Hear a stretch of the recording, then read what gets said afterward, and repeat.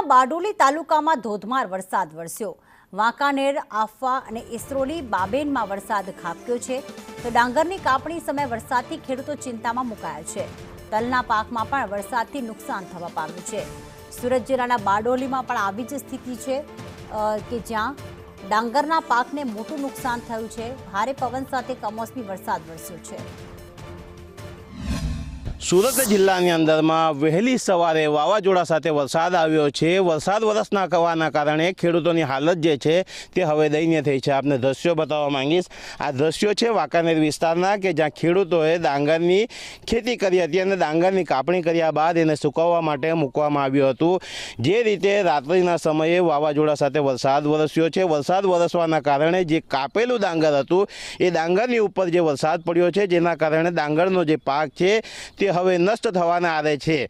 ખેડૂતો જે છે એ ડાંગરના પાક નષ્ટ થવાના કારણે પાયમાલ થયા હોય એવું લાગી રહ્યું છે। ખાસ કરીને આપણી સાથે આ વિસ્તારના ખેડૂત છે એમની પાસેથી જાણીશું। શું છે તમારું નામ અને શું પરિસ્થિતિ છે તમારી? અમારું નામ મુસાજી દાતા છે કે ભાઈ ઊભું જ ભાત હતું અમારું, તેમાં કંઈ નુકસાન નહીં થાય ને આ કાપેલું ભાત છે એમાં વરસાદ પડે એટલે અમારું નુકસાન થઈ જાય।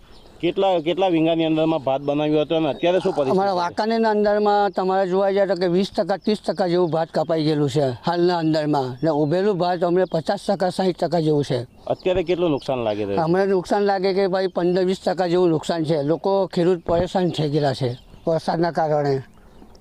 ખાસ કરીને જે રીતે ખેડૂતો છે તેઓની મુશ્કેલીમાં હાલ વધારો થયો છે। દક્ષિણ ગુજરાતના જે સુરત જિલ્લો છે, સુરત જિલ્લાની અંદરમાં ડાંગર, તલ અને મગનો પાક કરવામાં આવે છે અને તમામ પાક જે છે વરસાદ પડવાના કારણે નષ્ટ થવાના આરે છે। ત્યારે ખેડૂતો હવે જે છે તે પાયમાલ થયા હોય એવું લાગી રહ્યું છે। યાસીર કાગઝી, સંદેશ ન્યૂઝ, બારડોલી।